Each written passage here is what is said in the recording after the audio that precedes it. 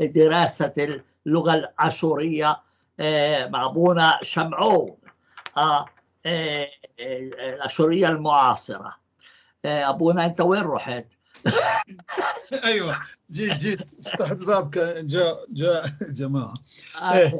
نعم إنك أنت البواب. نعم لأن أنا قريب على الباب علي أدبيا أنا لازم أفتح أدبيا. هيك اسمك سمعان والقديس بطرس. نعم فمعناته أنت البواب تاع الجنة. تلخى ميكا تلخى. أيوة جاء حفيدي أشوف لك. تعال فرجينية تعال حبيبي تعال. أوكي نعم سمعان يعني شمعون بالعربي ترجموا إلى سمعان أو عربوه سمعان. أيوة. مثل ما نعرف أنه سيمون باللغة الأوروبية سيمون. أيوة. بس هو شمعون. أيوة سمعون. شو تعني شمعون؟ شو ما قلنا أنه يعني يسمعون يسمعون شيء من القبيل. شمع السميع. إسماعيل يعني الله سمع. ايوه نفس الشيء. يعني كثير هيك في كلها في قصة سماع. مأخوذة من نفس الأصل نفس الأساس لها. كلها من قصة سماع. نعم. طيب أبونا فرجينا شو بخرجك. نعم. خلينا نبدأ. يلا. نعم أنا راح أشارككم هلا يا الله يا رحمن ويا رحيم. يا رحمن ويا رحيم. نقوم بنفس الأعمال اللي نقوم بها لازم. وهيك وهذه هيك وهذه هيك وهذه نكبرها أظن. خلينا نكبرها شوية. نكبر النص. أظن هيك مليح. هيك مليح. هيك ممتاز. إلى مكان كنا. واعمل برويون. صحيح. أفضل. هذا أيضا نعمله. يا بريون وينك هنا. وهذا صار.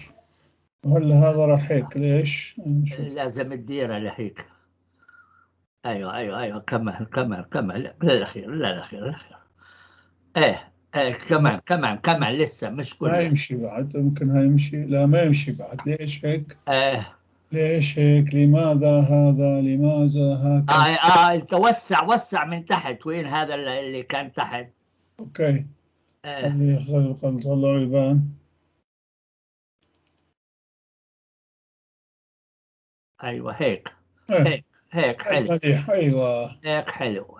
الحمد لله. ايوه هيك حلو. يلا ابونا. الحمد لله. خلي ارجع الى مكان كنا قد وصلنا اليه في الحلقة الماضية. وقفنا عند هون أخذنا هذه الأفعال. لا هذه ما أخذناها.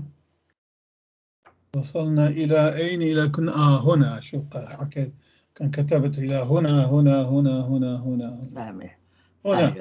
هنا المستقبل. خلصنا كان الماضي. أنا بدي أسكر الميكروفون عندي علشان ما يجيش خشي ويطلع أنظر. جميل. أيوة. يلا أنت دبر حالك. أيوة. في الحلقة الماضية قلنا انتهينا من الفعل الماضي بكل أنواعه. وعملت هذا الجسم المختصر أو مجمل الأنواع الماضي. حطيت هذا الجدول أمثلة لكل الأزمنة الماضية التي هي 6. والآن طبعا ننتقل إلى زمن المستقبل لأن الحاضر أخذنا قبل والماضي انتهينا منه. والآن زمن المستقبل الفعل. نحن بعده في فصل الفعل. أيوة. فزمن المستقبل زونا دعتيد. دال الأولى هي بتاع مال ودعتيد هي المستقبل. يعني الزمن مال مستقبل. زمن المستقبل مضاف إليه future tense. ويشير إلى فعل سيقع في وقت لاحق أي في المستقبل طبعا. وهو على نوعين. النوع الأول وله صيغة الفعل الحاضر البسيط مع اختلاف واحد ألا وهو استبدال كلمة كي. هو الماضي البسيط قلنا في عنده هاي كلمة كي قبله هالبريفيكس إلى التي تسبقه بكلمة بت أو حرف ب ملصوقا ببدايته. ب يلصق بالفعل. أما بت تكتب على حدة وهذه معناها سوف بت. وباء هي سا بالضبط مثل العربي، يعني تقابل بت تقابل سوف، وب بوحدها ملصوقة تقابل س. لا، سوف أراك سأراك، سا هي تلصق بأراك، أما سوف تكتب على حدة. بالضبط نفس الشيء، بت أو به. أدناها أمثلة على تصريف ثلاثة مجموعات من الفعل. احنا ابونا الفلاحين كل بدي اكل. هاي بدي أريد يعني، ايه ما هي بس هذه ربما مو هي. أريد، هذه بد سوف. إيه ما هو يعني سوف هو بد.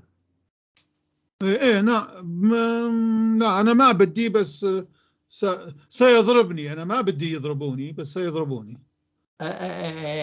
طيب يلا اهو خليها تمام، على يعني ما أعرف إذا أنت بدك يضربوك، ما أعرف. بدك أنا بدك ما بدي يضربوني أنا. يعني سوف آكل، بدي آكل أيوة، يعني سوف سوف آكل، آكل، سوف بدي آخذ، سوف آكل. أنام، سوف أذهب. أيوة، أوكي، فهيك يعني هاي بالضبط سوف وسا. أيوة، هنا عندنا أمثلة. احنا بنقول شو بدك تعمل، يعني ماذا ستعمل. يعني ماذا تريد أن تعمل بالضبط. ايوه ما هو يعني سوف بهذا المعنى، على كل خليها على ممكن جنب. ممكن هو ممكن بعد. هي لأن الحقيقة اللهجة العامية ما لها قواعد، يعني كيفما اتفق يعني. هي هاي مشكلة. المهم هذه، فنحن ناخذ هالثلاث الأفعال أيضا. واحد طبعا كان كتب لي، مثل يمكن قرأته أنت في التعليقات، أنه ليش نفس الكلمات تستعمل. أنا أستعمل نفس الكلمات لنفس مع مثلا الفعل وتصريفات وغيرها، حتى تكون أسهل، يعني واحد يحفظها لا ينساها. أما في هناك مئات الأفعال ممكن أستعملها يعني بدل تمام أمثلة. ولكن أنا شفت أنه استعملت دائما بصورة يعني متكررة فعل كتب يكتب، وفعل كان يكون، وفعل يتكلم، وبعض الأفعال هيك يأخذ. ما استعملت أفعال كثيرة حتى تكون أسهل للمتعلم أنه يتعلم، يعني لا يتشوش، لا تكبر عليه كثير الكلمات تكثر. هي هاي وماكو غير سبب. لكن قسم قال لي لا، أحسن أن تستعمل كلمات جديدة دائما حتى نتعلم الكلمات أيضا. وهذه طبعا رأي حلو، يعني رأي صواب، ولكن أنا عملت هذه على كل حال. فراح أخذ الثلاثي السالم، مثال هو كاتب يكتب، نفس الشيء اللي شفناه أخذناه في مكانات أخرى، يكتب. وهاول المعتل وهو يكون أو يصير بالضبط بالأحرى، يصير. وهمزم يتكلم للرباعي، يتكلم. أوكي، فيكون قلنا من الحاضر البسيط الذي هو كي، آزن، كي، آتن، كي. بدل الكي نستعمل بت أو ب. يكون بتكتون سوف أكتب، أو حطيت بين قوسين فقط في البداية، بكتون سأكتب، سوف أكتب. خلي هيك أكتبها سوف. إذا مكان ما أعرف إذا المكان يكفي، بس خلي أصغر الكتابة العربية كثير حتى يسعوا المكان، يسع يسوي أصغر ما ممكن. أوكي. فأقول مثلا سوف، أي معناه. أما بكتب سأكتب، خلي سأكتب، هذه حتى تكون واضحة للكل وتطبق على الجميع الأفعال الأخرى.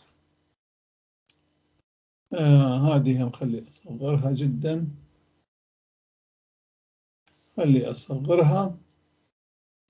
أيوة، فلأصغرها.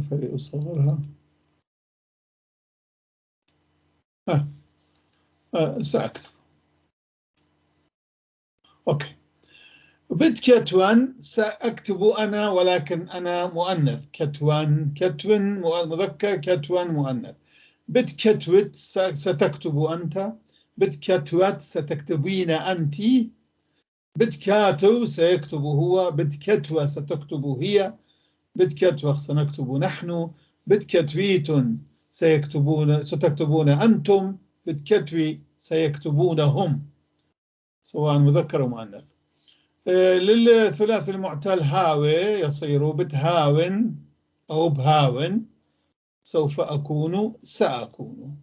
بتهوين سأكون أنا مؤنث، بتهاوت ستكون أنت، بتهويت ستكونين أنت، بتهاوي سيكون هو، بتهوية ستكون هي، سوف تكون هي، بتهاوخ سوف نكون نحن، بتهاويتن سوف تكونون أنتم، بتهاوي سوف يكونون هم. والرباعي مثال همزم يتكلم، بتهمزم من سوف أتكلم أنا مذكر، أو همزم من سأتكلم. بتهمزم من سأتكلم أنا مؤنث، بتهمزمت أنت، بتهمزمت سوف تتكلمين أنت، بتهمزم سوف يتكلم هو، بتهمزم سوف تتكلم هي، بتهمزمخ سوف نتكلم نحن، بتهمزميتن سوف تتكلمون، بتهمزمي سوف يتكلمون. هذا النوع الأول قلنا. النوع الأول قلنا هناك نوعين. النوع الأول بالصيغة هذه نحط عليه هذه قبل بت أو ب. النوع الثاني ويكون بإضافة كلمة و على النوع الأول بالنسبة لجميع الأشخاص عدا الشخص الغائب الجمع، حيث نستعمل واو من بدالها. ويجدر بالذكر أن هذا النوع من المستقبل يستعمل فقط في الجملة الشرطية. تمام. يكون له صيغة المستقبل ولكن هو شرط يعطي ثمن الماضي حتى بالعربي. جملة شرطية بتغامة نوايا conditional sentence كما سترى في الفصل العاشر. في الفصل العاشر راح نشوف الجمل هذه أنواع الجمل، فتكون هناك أيضا جملة شرطية. ولكن هذا النوع من الفعل المستقبل هو يستعمل في الجمل الشرطية. أدناه نقدم 3 أمثلة على هذا التصريف. نفس الشيء أخذ نفس الأفعال، كاتب يكتب، وهاوي يصير من جديد، وهمزم يتكلم. بتكتون، شوف هون النوع الأول بتكتون سأكتب، هذا محقق يعني أنه راح أكتب أنا أكيد بالمستقبل سأكتبه. لكن هو هذا بتكتون كنت سأكتب، هذه ولو هو عنده صيغة المستقبل سوف في سوف وهذه، ولكنه معناه هو في الماضي كنت سأكتب. تمام. خليها بين قوسين، وهذه أكتب كنت سأكتب حتى يفهم القارئ ماذا نعني بهذا. أوكي. كنت أكتب،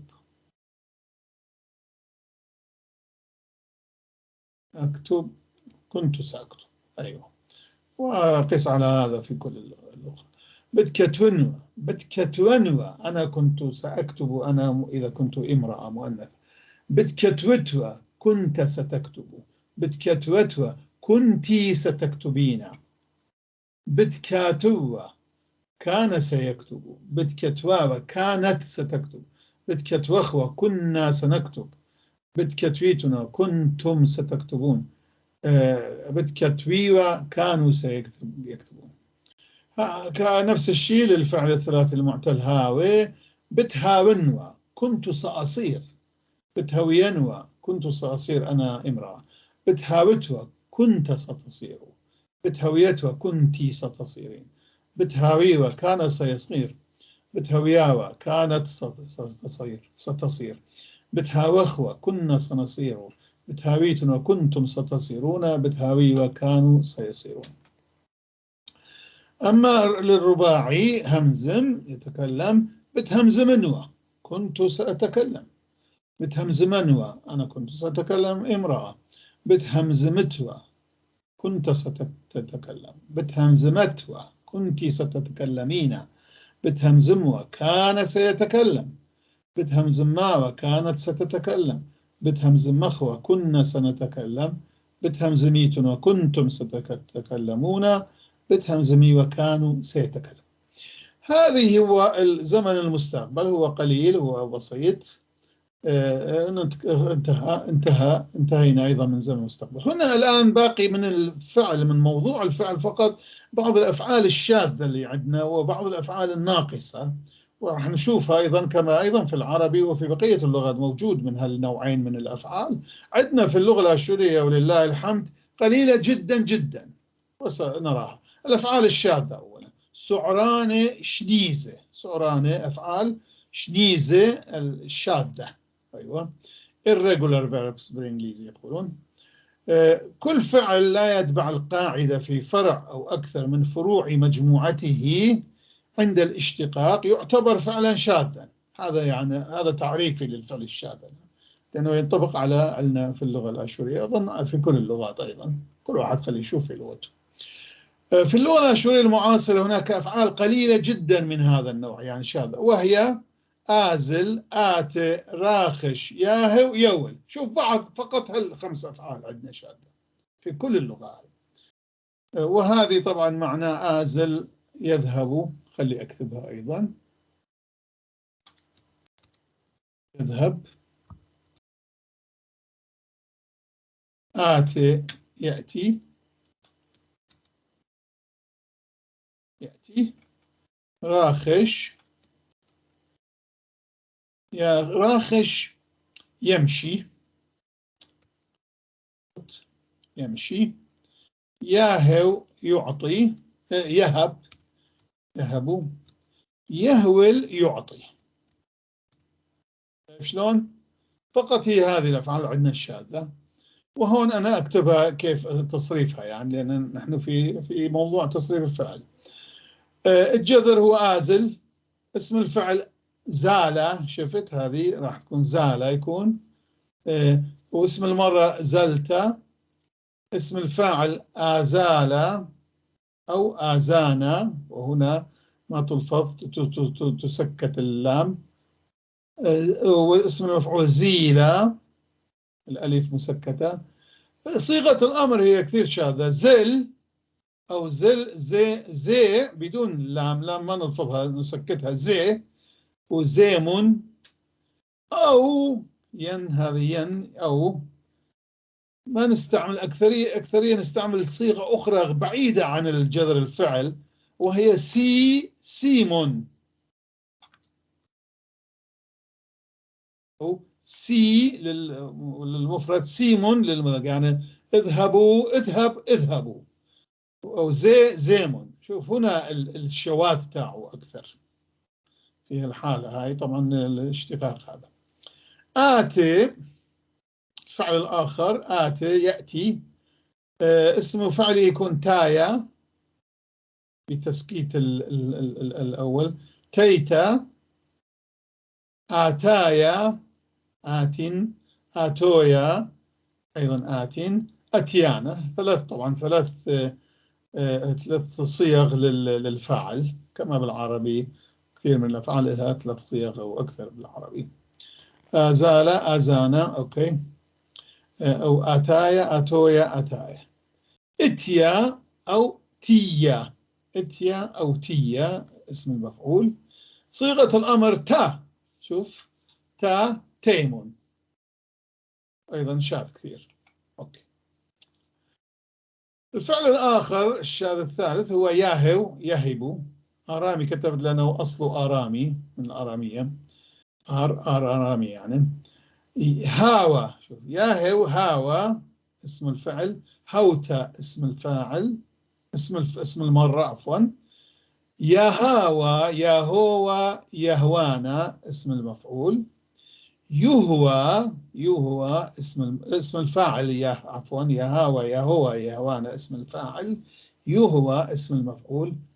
صيغة الأمر هل، هل هذه تسكت الباء الملينة، هل، هلون، هل للمفرد، هلون أنتم، يعني أعطي، اعطوا، أو هب، هب، هب، هبوا.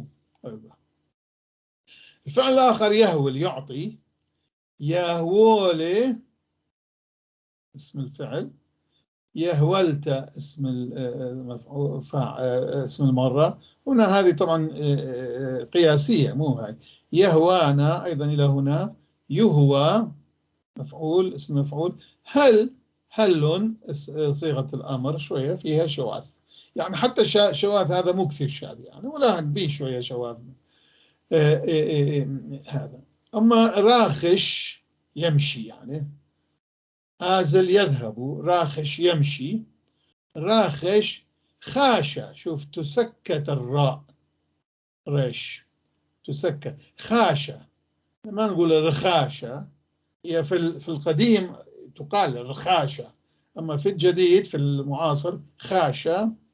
خشتة اسم المرة، خشتة. راخاشة هنا تجي تلفظ من جديد الراء، راخاشة أو يعني الماشي. راخوشة أيضا صيغة أخرى الماشي، مشاي، مشاي ممكن بالعربي. رخشانة مشاي أيضا، ماشي. اسم المفعول خيشة، الراء تسكت من جديد، خيشة. وصيغة الأمر خوش للمفرد، خوش للجمع، امشي أنت، امشوا أنتم. أوكي، ها هي الأفعال الشاذة اللي عندنا 5 أفعال فقط.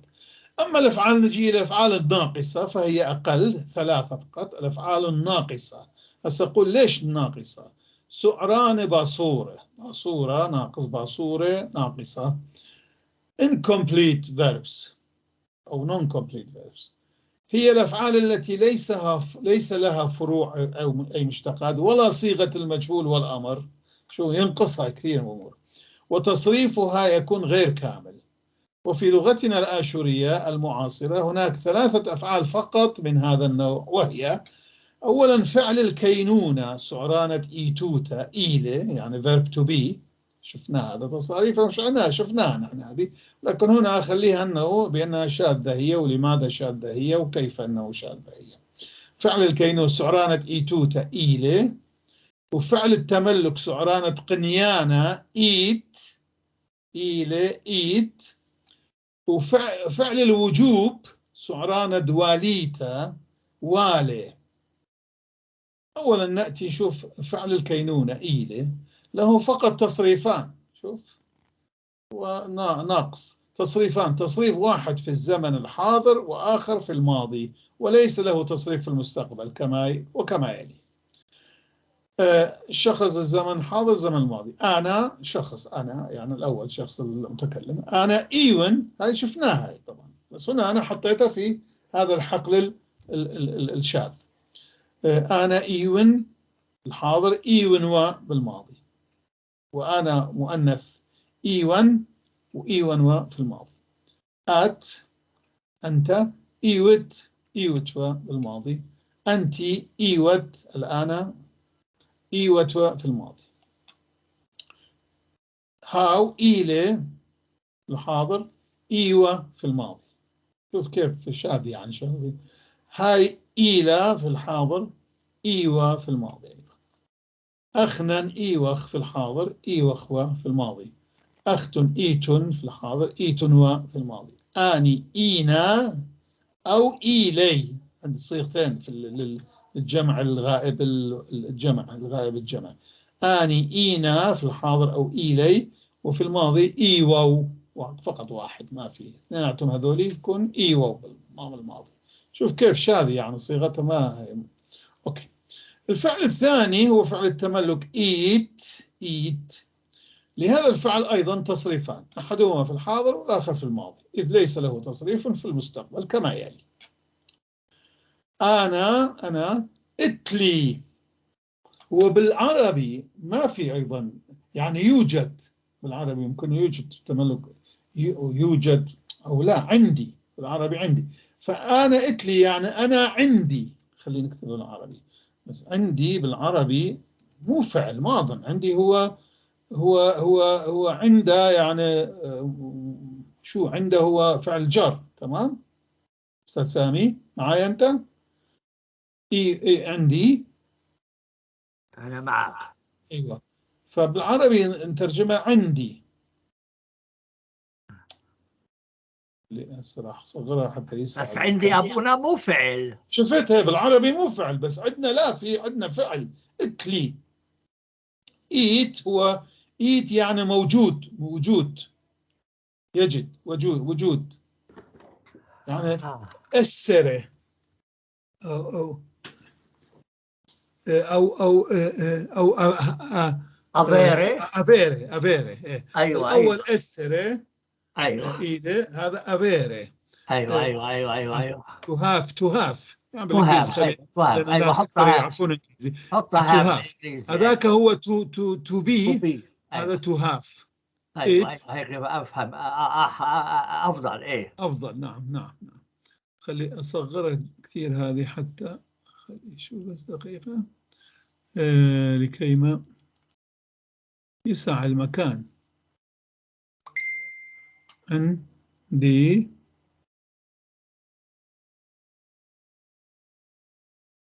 هذا اللي خلي أمسحه. أيوة حلو. أنا اتلي بالحاضر، اتوالي بالماضي، اتوالي. اتلخ أنت لك. ليش ابونا ما تكتبها بالانجليزي تو هاف؟ اكتبها أيضا هاف، تو بالإنجليزي. هاف يكون افضل، لانه عندي ما حد ما يفهم فعل عندنا.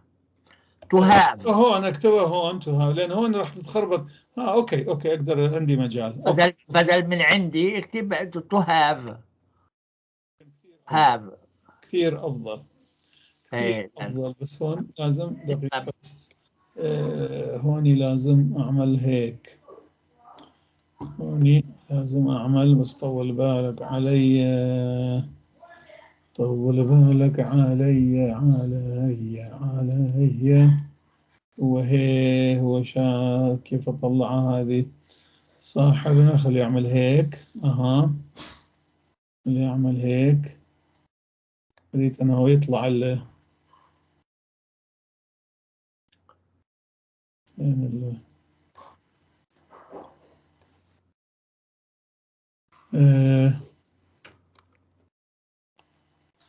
نغير أريد أنا أغير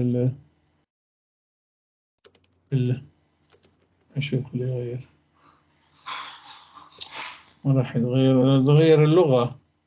أريد أنا أغير اللغة هون، لأنه أظن لازم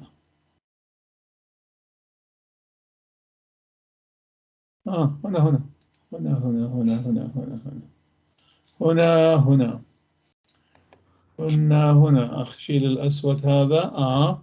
أيوة to have to have. أوكي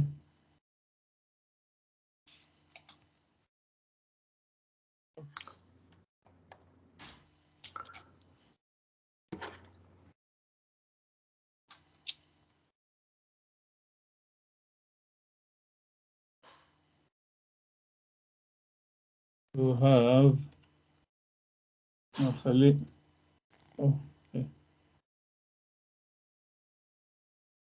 بلاش قوسين، بلاش قوسين، ممكن تعرف القوسين مش مشكلة. الأفضل طبعا.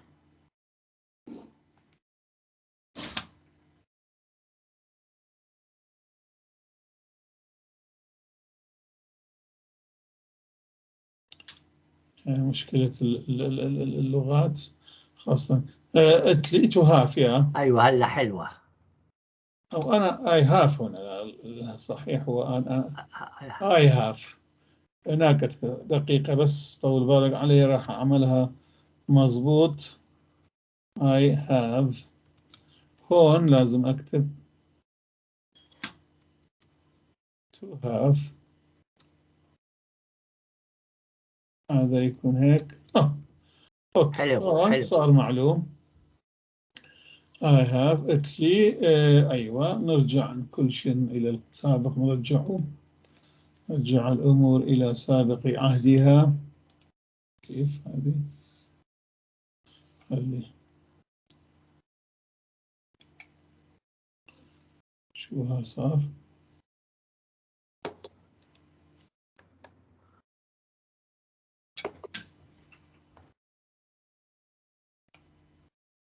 اوكي هذه نشيلها وهذه اوكي هيك. اوكي هلا نرجع. فاذا الفعل التملك ate to have يكون أنا اتلي I have اتلغ you have اتلغ you أنت عندك أنت تملكين هاو اتلي هو يملك. شوف يملك يعني يجي معنى يملك. هاي اتلا هي تملك. أخنا اتلا نحن نملك. أخت اتلوخ أنتم تملكون. آني اتل أو اتلي اثنيناتهم هم يملكون. وفي الماضي اتوالي اتوالخ اتوالخ اتوالي اتوالا اتوالا اتواله اتوالا اتوالوخون اتوالون أو اتوالي. هذا الفعل الثاني. الثالث العفو والأخير في الناقص هو فعل الوجوب والي must بالإنجليزي must.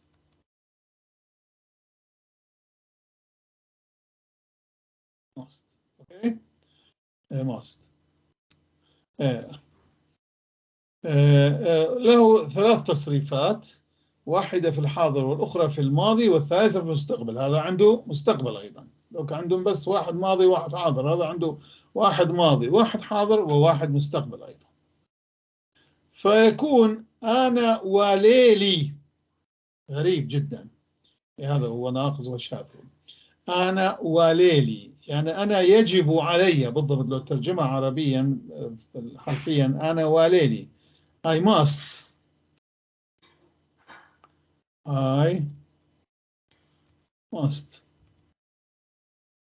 هيك وقص على ذلك I must وليلخ وليلخ أنت.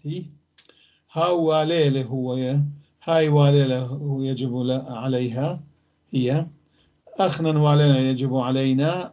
أخت وليل أخ يجب عليكم. آني وليل أو وليلي يجب عليهم. وفي الماضي يكون والي أنا كان يجب علي. والي I had I must. ما أعرف بالماضي بالإنجليزي شلون. I have must I must.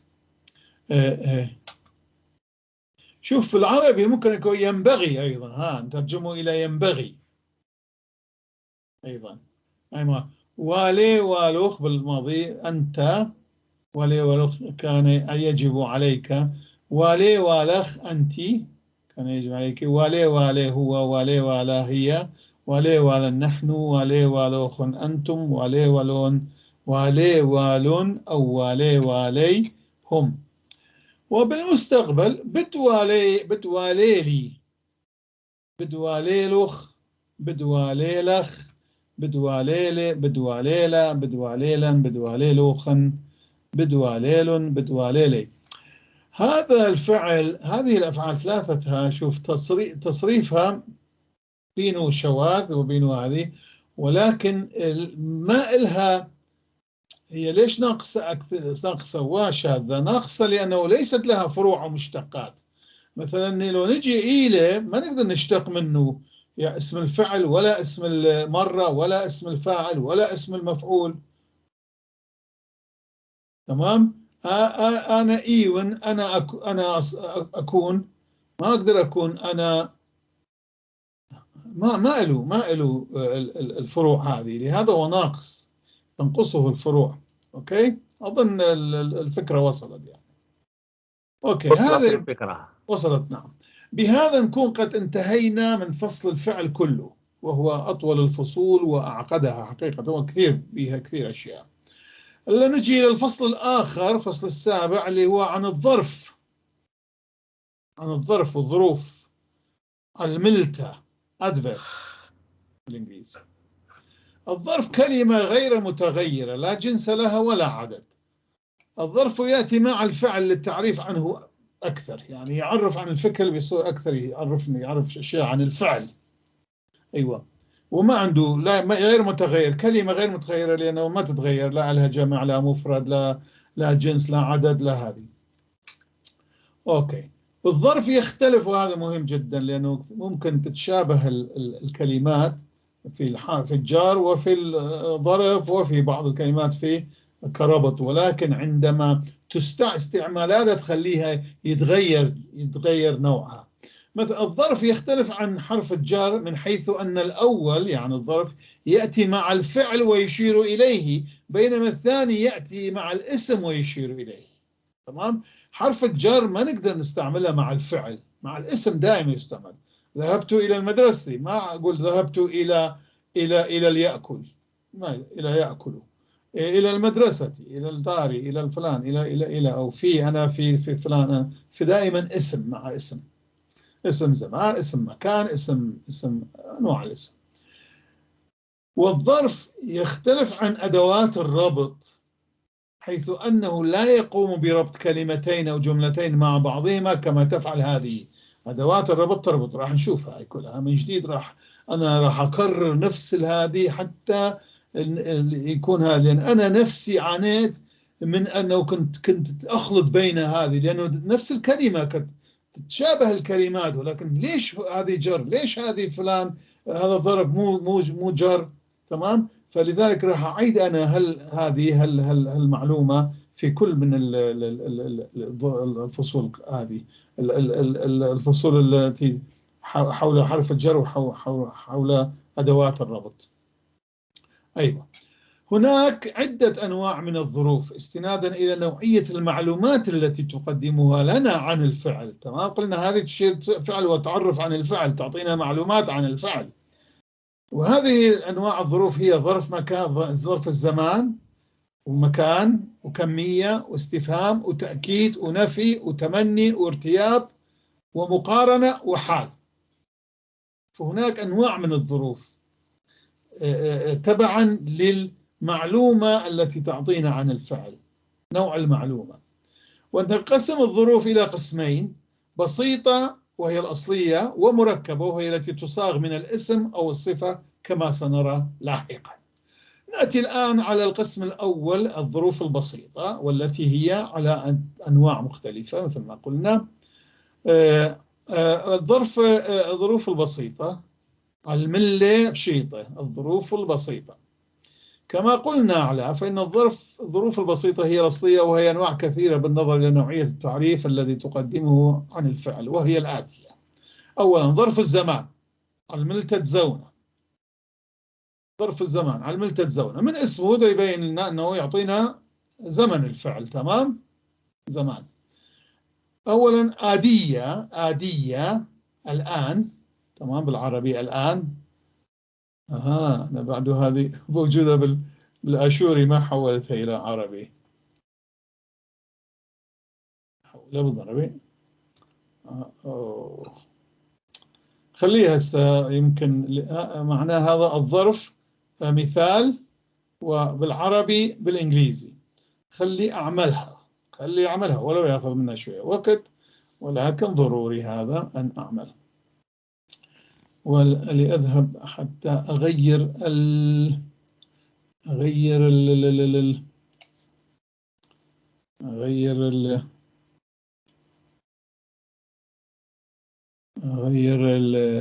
اللغة.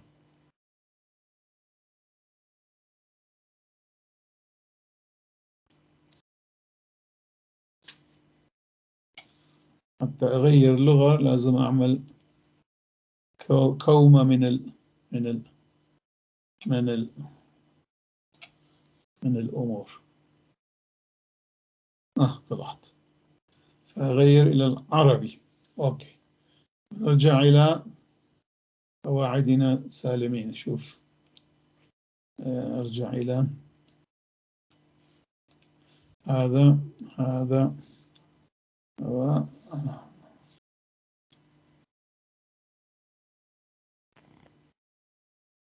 أوكي. أشيل هون هذا من هون. أوكي. نأتي إلى هنا. فإذا قلنا هذا الظرف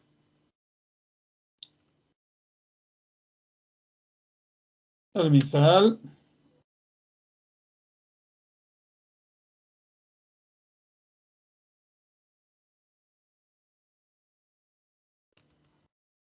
مثال نقول بجمع أمثلة.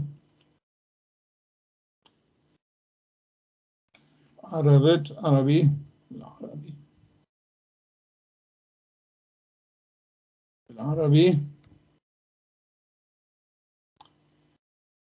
أصغرها. أيوة.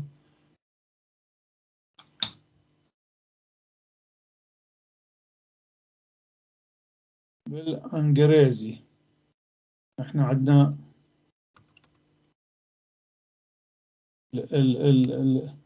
باللهجة البدوية عندنا يقول بالعنجريزي، إنجليزي يعني.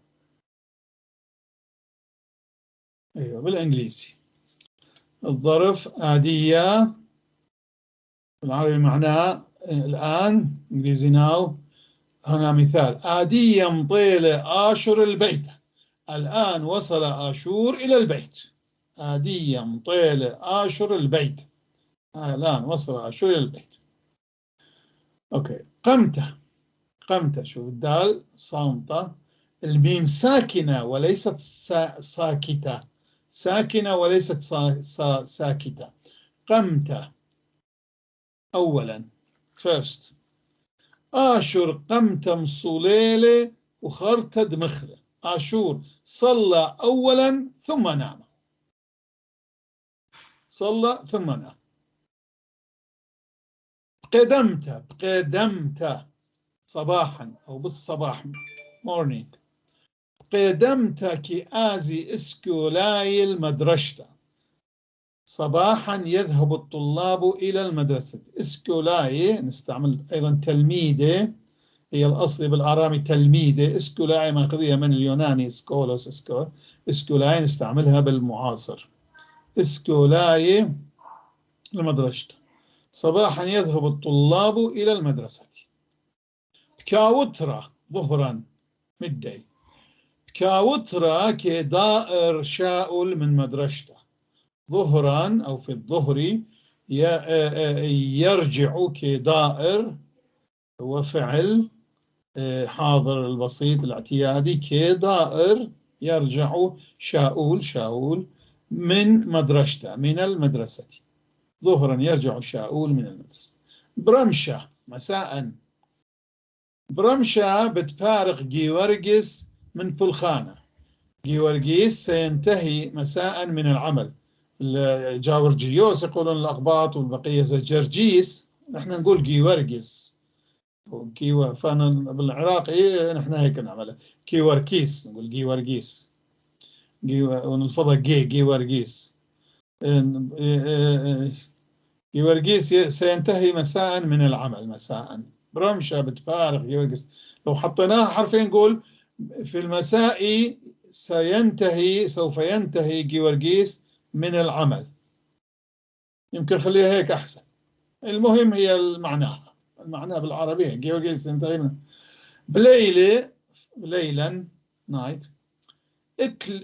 طيرة بليلة كبرخي. هناك يعني موجود، شوف موجود طيور، توجد طيور تطير كبرخي بليلة في الليل ليلا. هناك طيور تطير ليلا. إمامة نهارا. أبونا أظن إنه يكون أحسن لو تحطها كل كلمة وتحتيها كلمتها بالعربي. يعني ما أعطي المعنى، أعطي المظهر. أيوة معنى كل كلمة وتحتيها يكون أحسن لنا. أنا كثير فكرت بهذه، كنت عملتها قبل هيك بعدين غيرتها، قلت لأنه يريدون المعنى يعني هم. لما هو أسهل مشان نشوف شو الكلمة شو أوكي. أنا هنا شو الأولى الأولى بعدين الآن بسويها. وصل. بعدين الثاني آشور قمت. خليها. بعدين آشور أولا صلى ثم نام. أوكي. أيوة. آشور أولا أسهل. صلى ثم، هي مو ثم حقيقة لو نترجمها نقول بعده نام، بس بالعربي ثم ممكن نستعمل ثم. بعده نام. أوكي هيك؟ ايه حلو هيك أيوة. حلو. دلل أستاذ سامي دلل. ايه تعيش ابونا. صباحا يذهب، نشوف صباحا يذهب الطلاب إلى المدرسة أو للمدرسة، خلينا نسميها للمدرسة، تمام، حتى يكون للمدرسة. كاوترا ظهرا، كاوترا كدا إرشاء من مدرسته، ظهرا يرجع شاؤول من المدرسة، تمام. أوكي. برمشة مساء، برمشة بتفارق جيورجس من في الخانة. برمشة مساء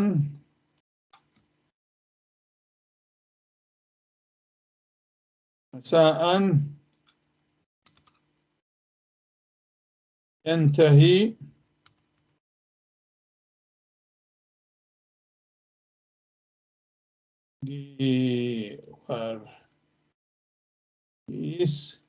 نحن بالعراق طبعا جين نخلي شرطة أخرى براس هاي الشرطة، بس طبعا بالكمبيوتر ما في هالشيء هذا. من العمل في الخانة. بليلة ليلا، طيرة بليلة كفرخي، هناك طيور في الليل تطير. خلينا نكتبها، تمام.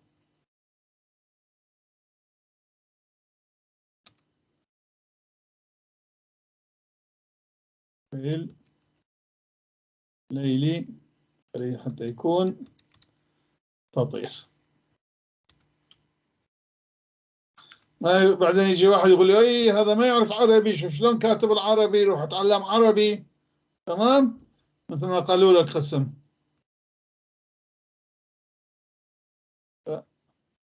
ليعرفوا انه السبب هو نحن نريد ان نحط الكلمات تحت بعضها حتى تفهمون معنى الكلمة. اوكي. بماما نهارا، هيوانة بماما كدمخي، هناك، أو خلينا نخليها توجد حيوانات، خلينا بعدها حتى تجي تحتها العربية فوق العربية. بماما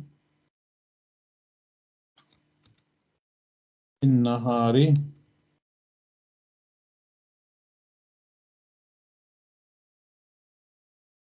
تنام.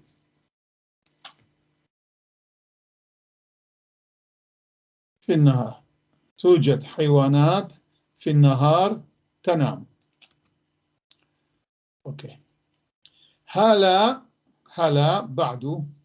بعد خلطة، هلا ليلة بشلت الطعام، بعد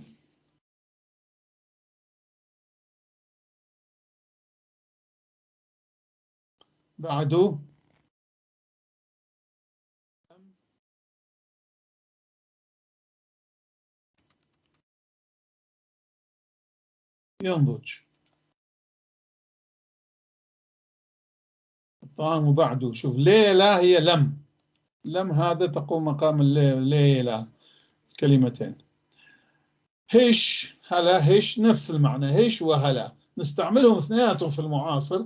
هش هي ماخذيها من الكردي، كردية أصلها هش، لكن نستعمل، ما أنا استعملها فأنا استعملها، أنا ما عندي مانع. وأنا في هناك كثير من الكتاب نحن متفقين أنه الكلمات التي دخلت بجانب الكلمات اللي عندنا أو أخذت مكان الكلمات اللي عندنا، لأن الكلمات عندنا الآرامية القديمة يعني الآشوري القديم هي شوية يعني معقدة أو صعبة أو طويلة، وعندنا كلمات أخرى نحن تعودنا على استعمالها أخذناها من جيراننا نستعملها، ما لنا عقدة نفسية بها مثل ما قسم يريدون، لا، هي هذا تطور اللغة، تمام. اللغة الحية، الناس الأحياء، الناس هذه يأخذون ويعطون، كل الشعوب أخذت وأعطت من بعض البعض. فخلي يسمع القراء سواء كانوا من الآشوريين أو غير الآشوريين أنه ما في أي مشكلة أنه نأخذ نحن ونعطي للآخر، كما أخذوا الآخرين كثير، أخذوا من عندنا سواء العرب أو الأكراد أو الأتراك أو الفرس أو غيرهم، كذلك نحن نأخذ منهم كلمات اللي هي نشوفها أنه أحلى هي. أيوة، فهيش راح تجي هون بعده في البداية صيغة سريانية صيغة أشورية. أيوة، بعده يكون هيك أوف، بعده باقي كثير وقت، كثير وقت أو من الوقت هي طبعا بالعربي.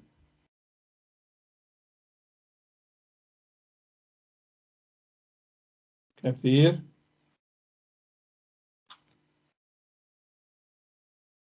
وقت للعيد، باقي وقت كثير إلى العيد.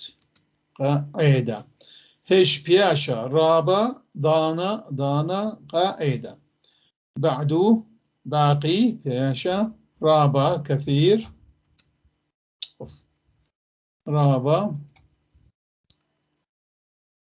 كثير وقت دانا للعيد.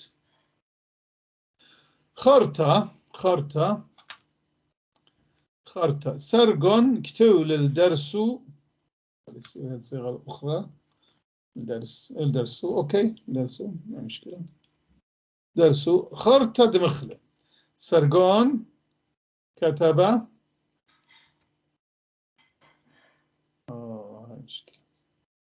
كتب درسه. شوف الدرس، لا هاي اللام بالعربي ماكو لزوم، درسه الدرس لدرسه، كتب لدرسه. أرأيت لي موسى كتب لي. سرقون كتب درسه بعدئذ نام. قرط دمخل بعدئذ قرط. زين. مقام قبله من قبله مقام آتت وبلطل خورخ من بيته. قبل أن تأتي، قبل أن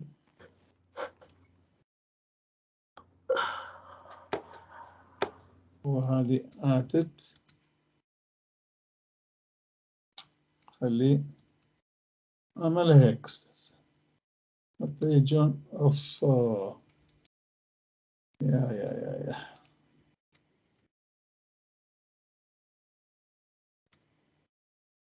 أنا قبل ما أروح هو يهرب مني، فخلي أعملها هيك، خلي أعملها هيك أستاذ سامي ولو تكبر الهاتف. والآن أرجع الأمور إلى نصابها. مقام تتوى لطل خورخ من بيته.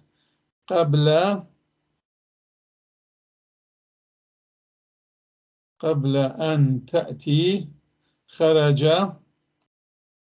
صديقك خورخ من البيت، من بيته. أبونا أنا شفت بالقاموس هنا إلى هذه جت في 15 مكان في القرآن.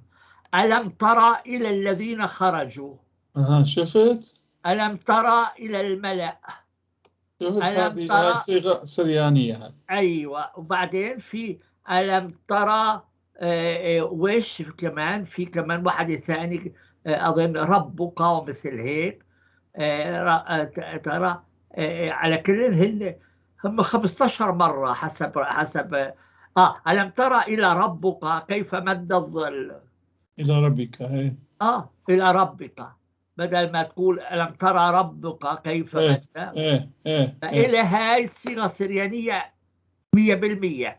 بس حتى بالآشوري المعاصر نستعملها، بس لم تستعمل إلا مع هذه الصيغة أبونا بالعربي بالقرآن.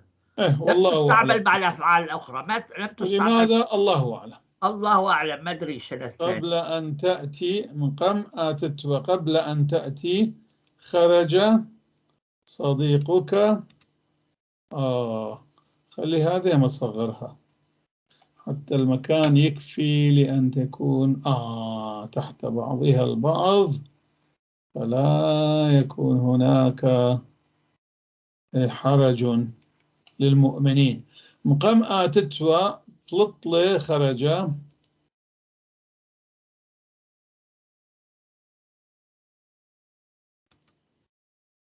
صديقك من البيت.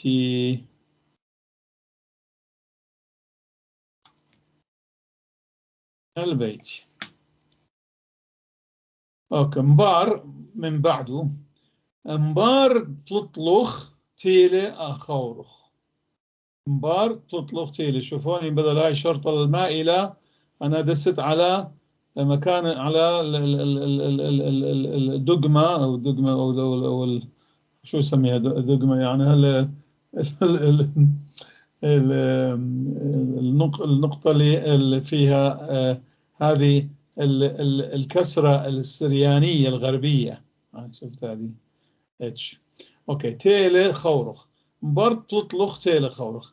من بعد خروجك جاء صديقك. خلي أصغرها حتى تكون ممكن خليها تحت بعضها البعض. أيوة هوني هذه نعملها هيك. هذه أيضا صغرها العربية أيضا حتى شايف. خلي يشوف المشاهد كم يراد له يعني اهتمام كبيرا إلى أن حتى نحن نقدر نكتب بالحروف المختلفة. طبعا هاي هالمشكلة أو هالصعوبة ما عندهم اللي عنده لغة واحدة إنجليزي يكتب، ما عنده هالصعوبة هذه، لذلك هو يكتب بسهولة وبسرعة وبأقل جهد وتعب. أما نحن فمضطرين أن نكتب بأحرف 3 أنواع من الحروف ونغير ونعمل وهيك وهيك. أوكي. مبرت تطلخ تيلي خورخ بارخ. من بعد خروجك هي من بعد خروجك جاء صديقك يطلبك. أو بارخ يعني جاء وراك نحن نقول، بس العربي إذا نخليه وراءك يعني يمشي، يعني إذا نقول جاء صديقك وراءك، كيف وراءك يعني ما تكون حلوة. يصير وراءك. جاء صديقك هي لأنه يعني حرفيا وراءك. أيوة. أوكي. أديوم اليوم. أديوم إيلي عدد نشة بختاته. اليوم هو إيلي عيدا عيد المرأة النساء. نحن عندنا نحن نستعمل الجمع. أبونا أنا بعثت لك سؤال بالإيميل كمان لأستاذنا. إيه؟ تعرف إنه بالتوراة بيقول سوف نقتل أولادهم ونبقي بناتهم أحياء. إيه؟ هلا في القرآن يقول سوف نقتل أبنائهم ونبقي نساءهم أحياء. ما بيقولش بنات. فأنا قلت هل هذا هو أثر السرياني؟ يعني هل النساء هي يعني الإناث؟ نشوف لك بالهذه. لا نحن نستعمل بنات. أنا بعثت لك الآيات القرآنية. هلا تذكرت قريتها بس نسيت. شوف نسيت. ما أعرف وين كان. بعد ما أخلص راح أشوفه.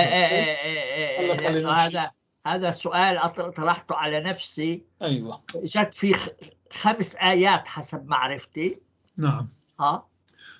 بعد ما أخلص من هذه راح نشوفها. أقرأ لك هو بالبشطة شو هو مكتوب.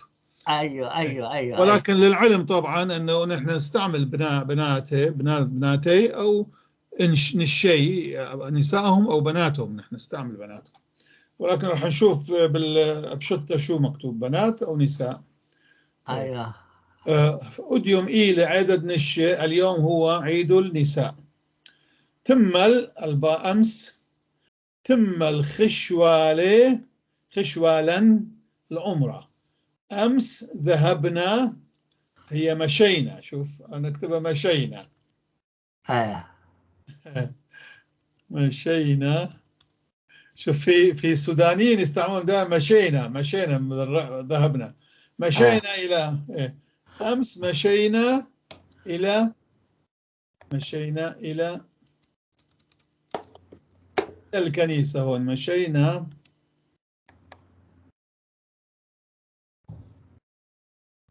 لازم نجيبها هون،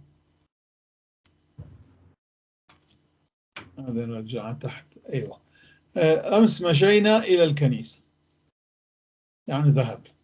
قدمة غدا، قدمة بتصالة تلقى، غدا سينزل الثلج. قدمة بتصالة سينزل، أو خلي اكتبها أحسن، سوف ينزل، تكون بالضبط هي سوف ينزل الثلج. جلدة سريعا، وهي كلمة أيضا من هندية نستعملها. جلدة هندية تصور. أيوة. تا جلدة قد مدوت خازت البابخ. البابخ شوف لها، نقدر نقول بابخ بلا لام، ولكن البابخ للتأكيد أكثر. تعال تعالى سريعا. جلدة قد كي مدوت هي يعني تلحق ترى. مدود تلحق ترى، تلحق تشوف.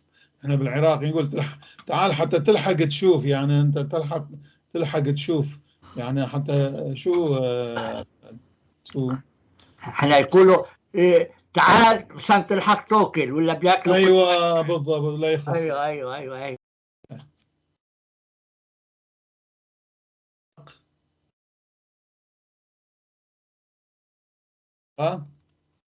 ترى بالضبط ابوك. تمام، هلا صارت تمام. تا جلد قد مدوت خازت باوك، تعالى سريعا كي تلحق ترى أبوك. أوكي. هماشة، دائما هماشة. جارك أيضا هاي كلمة غريبة. جارك تركية. هاي جارك. هماشة دائما. علينا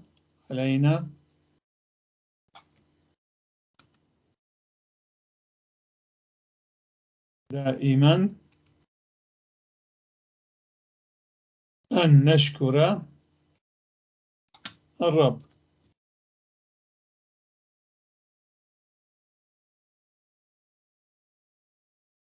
جارك هماشة. شكره المارية شوف لام، ممكن بدون لام ممكن بلام.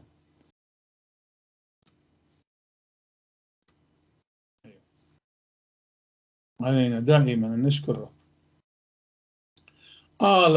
عالم أبد الأبد eternity. ما نتهيمن بماران بتخيي ما كان صيغة أخرى فبتخاي.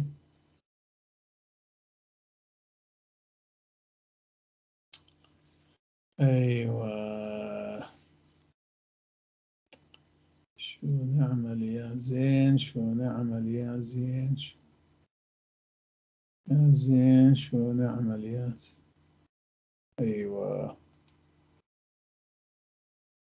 أوكي.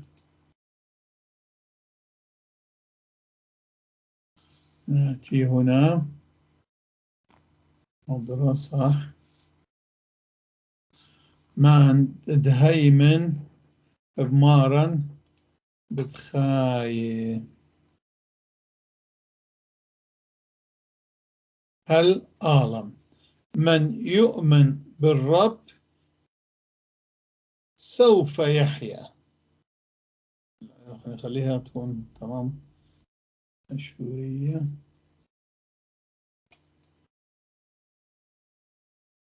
سوف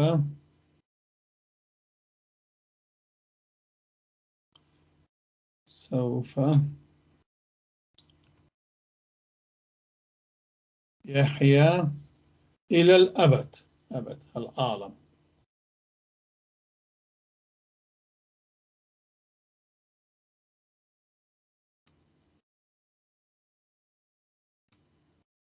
أوكي، سوف يحيا إلى الأبد. أوكي، هاي للي يصدق هالشيء، اللي ما يصدقه كيف. لا أبونا ولا تهتم، شو مالك؟ ولا مالي. أنت ليش بتتدخل بأمور الآخرين؟ كيف الواحد كيفه، أنا شايف هذا المهم. هاي حتى هي أمثلة أوضح هذه مثلا، حتى أوضح الكلام. أبونا الكلمة الأولى شو هي؟ هاي الأبد عالم. عالم. عالم. طب عندي سؤال.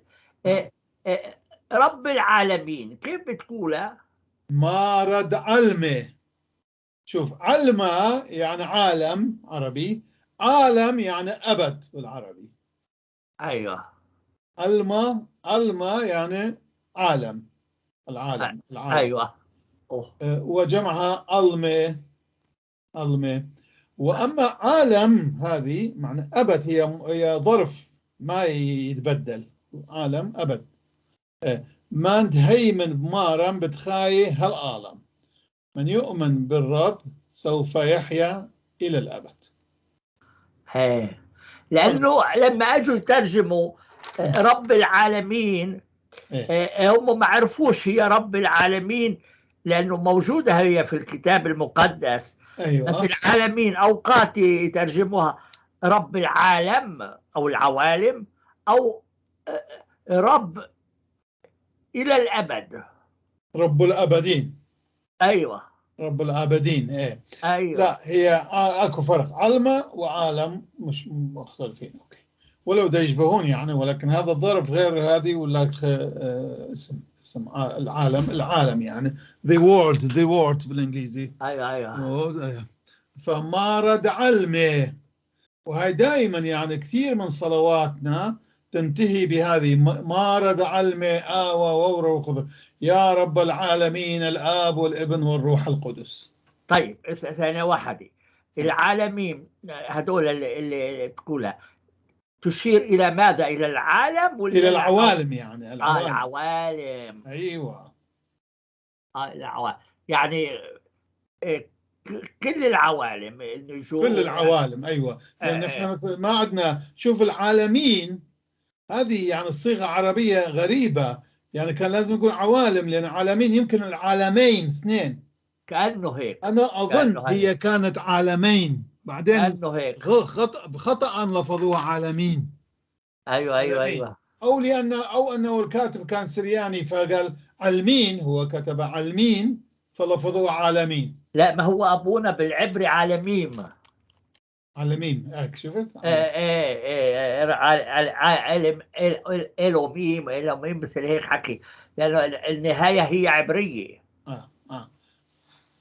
أما نحن مثلا العالم علمين أيضا موجودة، يعني إلى أبد الآبدين. العالم علمين إلى أبد الآبدين. أيوه. فشوف يعني في تقارب أيضا بالعربي أو بالسرياني بين هالكلمات وهالمفاهيم يعني. أيوه. أوكي. متوم أزل. شو أبد أزل. طبعا باللغات الأوروبية ما يفرقون بين الأزل والأبد يعني. أما نحن مثلا متوم، لما نقول متوم يعني معناه ما ليس له بداية. أما عالم ما ليس له نهاية. احنا لهيك حنقول من الازل الى الابد. بالضبط. هاك ترجمناها نحن السرياني العربي من الازل الى الابد، نحن الاشوريين او المنطقين بالاشوريه. من الازل الى الابد. أما في اللاتيني مثلا من ترجمة أو يونان ولاتين ما عندهم أزل أبد، هم كلها هنا شو يقولون eternity eternitatis. تمام. فديوس eternitatis يعني هو أزلي وأبدي، نفس الشيء، نفس الكلمة يستعملون eternity. ايوه eternita. تمام للكلام. أما نحن مثلا بالأشوري والعربي أيضا ايوه أزل يعني ما ليس له بداية، أبد يعني ما ليس له نهاية. خليك معي من الأزل إلى الأبد. بيشوف شو بيقول القرآن. أيوة. أزل ما لا له بداية. لا له أبد ما له نهاية. ما لا له نهاية. بالضبط. أيوة. هذا مهما جدا، هاي عندنا يعني كلش مهمة. أوكي. متوم أيوة. علىها من متوم إيله الله من خليك كذا. تمام. الله من الأزل هو. بالضبط تجي هيك. الله من الأزل علىها من متوم إيله الله من الأزل هو. هيجا حينئذ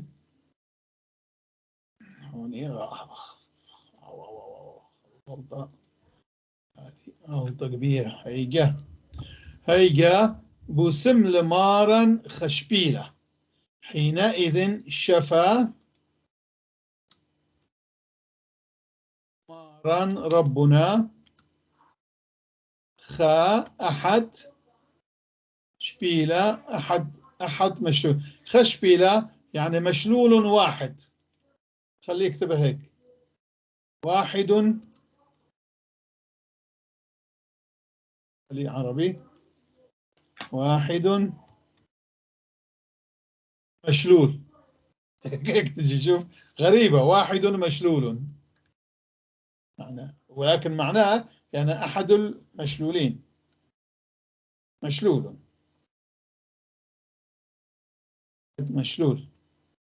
أيوة. أوكي. سمي مارن خريشة. شوف الدال هون خدريشة، الدال مسكتة. خريشة رأسا immediately. إيمن مخيلة زيجة خريشة رشلي عند رشلي مشنتة.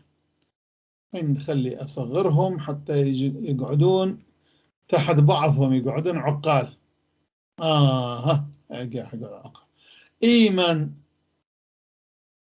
إيمن مخيلة عندما رن الجرس. مخيلة يعني ضرب، احنا مخيلة زيجة يعني ضرب الجرس، لكن بالعربي ما يصير ضرب. عندما رن أيضا رن الجرس. قول دق الجرس أو دق الجرس. أيوة مثل ما تقول، أو رن الجرس أو دق الجرس. عندما دق الجرس رأسا تجي حتى لا تروح رأسا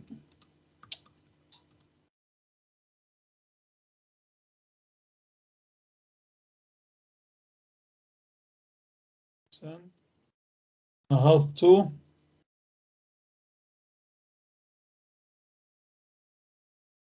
من النوم. بالضبط هيك. إيمان عندما دمخيلة دقة زيجة الجرس خريشة رأسا رأشلي نهضت مشنت من النوم. شوف هذه مدموغة من وشنت، ممكن نكتبها من شنت أو نكتبها مشنت. خلي في هالمرحلة نكتبها من من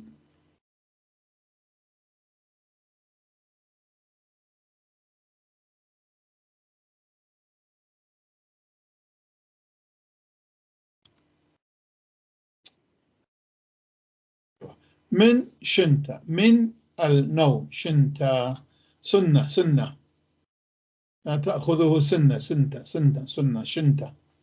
أيوة. مناقستا فجأة، مناقستا نفس المعنى فجأة يعني. مناقستا بل مانا مإيدي وشمطلة. فجأة سقط، اللي يصغرهم حتى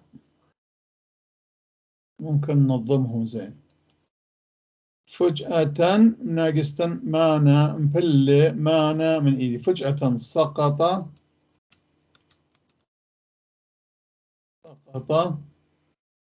الصحن من يدي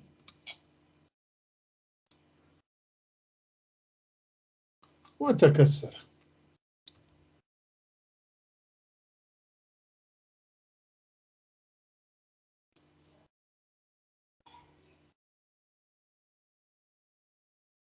أيوة. أي.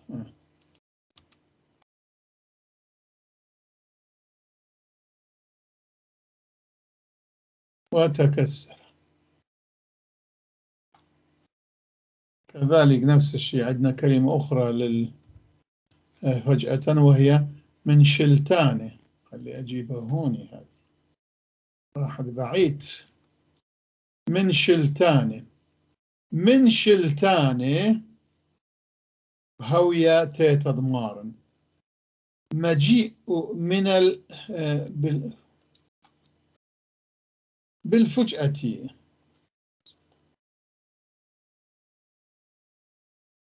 أو فجأة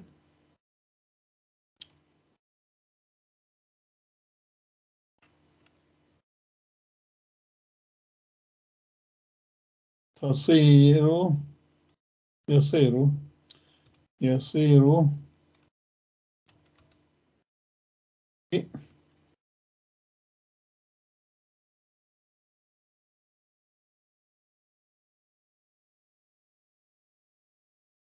مجيء ربنا. شوف هيك يعني بالضبط معناها من شلتان فجأة بهوية يصير تيتا مجيء. طبعا بالعاشوري تيتا هي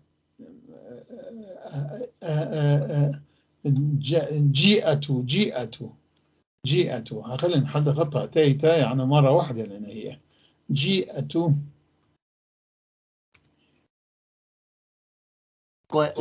مجيء كمان كويس. ايه يصير مجيء. نجيء لا تستعمل عندنا. تستعمل أوكي. خلي بس حتى يعرف القارئ بأن هي بهوية هي مؤنثة. ليش؟ لأنه تيتا هي جيئة مؤنثة، هي اسم المرة هذا تيتا. مجيء. أيوة. رب. فجأة يصير مجيء رب يعني. أوكي. هذه خلي نشيلها، نسيت أشيلها لأنه سويت بعض لا. أوكي. بدأ يموت، عندنا بدأ يموت على الدوام always. يلودة بدأ يموت كي ببخايا. هذا الطفل على الدوام يبكي. خلينا نشيلها هون. على الدوام لا تطفر.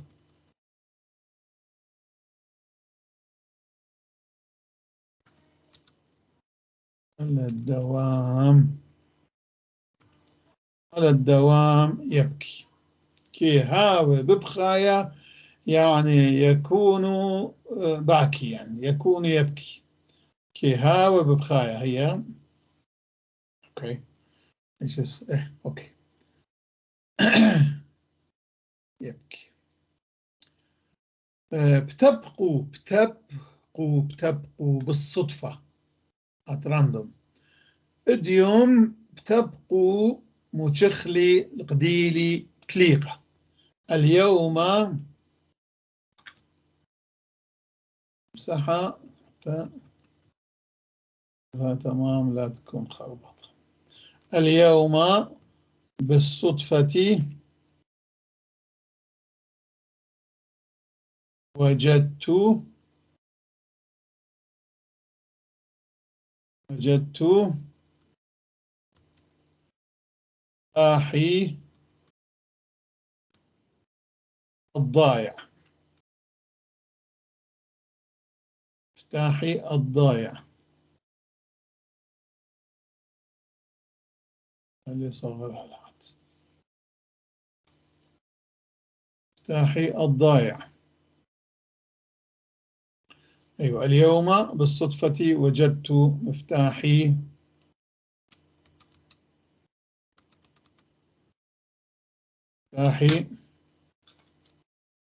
الضايع. أوكي. بيلزو بالعجل. شوف جلدة عندنا هذه بندية، عندنا أيضا بيلزو بيلزو بالعجل. بيلزو. داود كآخل بيلزو. داود يأكل بالعجل. يأكل بالعجل. أوكي. هاري. هذا هو ضمير الزمان، الوقت. يعطي لنا معلومات عن الفعل، لأنه بالعجل وصدفة وهذه كلها هذه عائدة للفعل، هي من يوصف الفعل. هلا نتوقف شوي لأنه صارت 1:20. حلو. عشان الحلقة القادمة. دقيقة واحدة. دقيقة واحدة. وبعدين بنتوقف يعني وبترجع أبونا. شكرا للمشاهدين، انتظرونا للحلقة القادمة. خذ راحتك.